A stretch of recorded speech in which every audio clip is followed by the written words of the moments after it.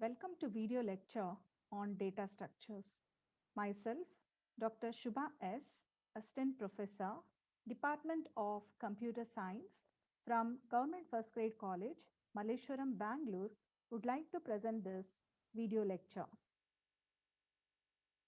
In this video lecture, you learn about matrices, example, what is the need for a sparse matrix, representation of sparse matrix, program, application, advantages with few disadvantages.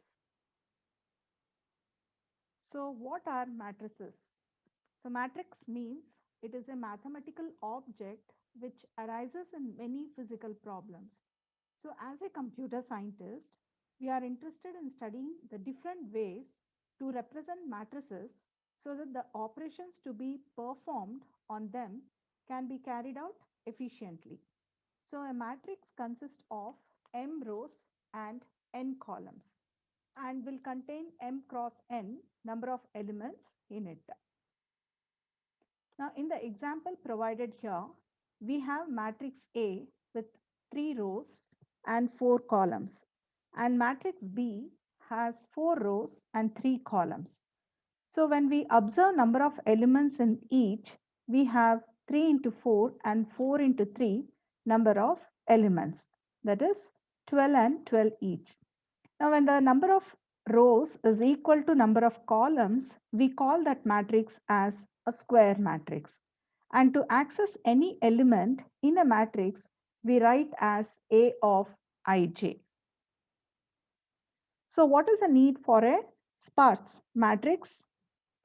We know that on most of the computers, it is impossible to store 1000 into 1000 matrix in memory at once. So we know that a sparse matrix is a matrix populated primarily with zeros as elements of the table, and very few non-elements are found. And the main purpose of using sparse matrix is that it requires less storage area as we store only the non-zero values. And also the computing time can be saved by logically designing a data structures traversing only the non-zero elements. Now in this example seen here, we have two matrices A and B. And in matrix A, we have 12 elements and we have only two elements are 0. Whereas in matrix B, there are 4 into 3 is equal to 12 elements, and we see that there are 7 elements are 0. So such a matrix which has more than m cross n divided by 2 number of zeros we call as sparse matrix. Representation of sparse matrix. So in the memory, sparse matrix can be represented either by using the array based or the linked list representation. So in arrays, we store only the non-zero elements with triples, that is the row, column and the value. Whereas using the linked list, each node will have 4 fields. One is the row, the column, value, and the next node, which is the address of the next node. Now the figures here, they show the array based representation and the linked based representation of the sparse matrix. So now we shall see the program that would check if the matrix entered is a sparse matrix or not. Now in this program, we have the variables, that is A is an array uh, of the size 10 into 10, and I and j are used for the looping purpose. M and n, they are used to store the order of the matrix A, and spark counter is a variable which will have the count of number of zeros entered in matrix A. Now in the input statement, we are accepting the order of the matrix A, and later we read the m cross n elements into the array.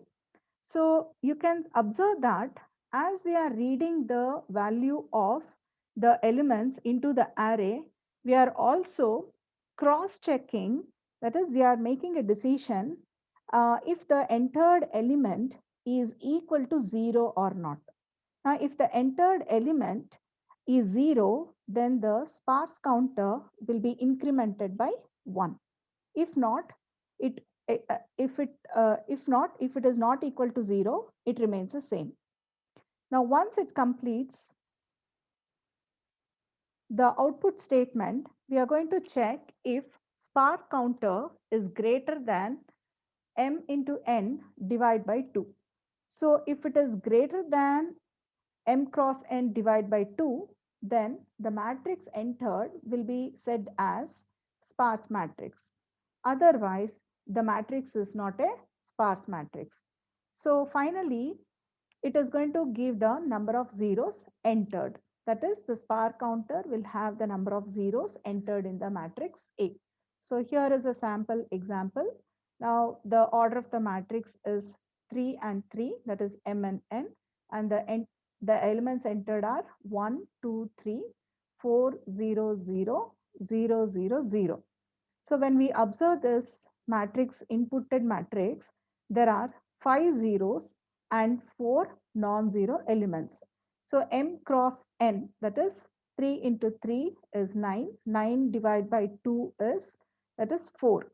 So since the number of zeros are more than 4, this matrix is said to be a sparse matrix, and there are 5 number of zeros. So the only difference between a matrix and a sparse matrix is that the non-zero values and the number of zeros in the matrix.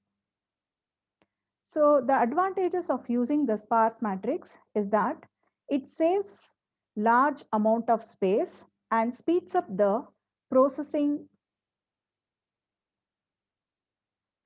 of that data. And the drawback of a sparse matrix can contain less information than a non-sparse matrix, since most of its entries are equal to 0.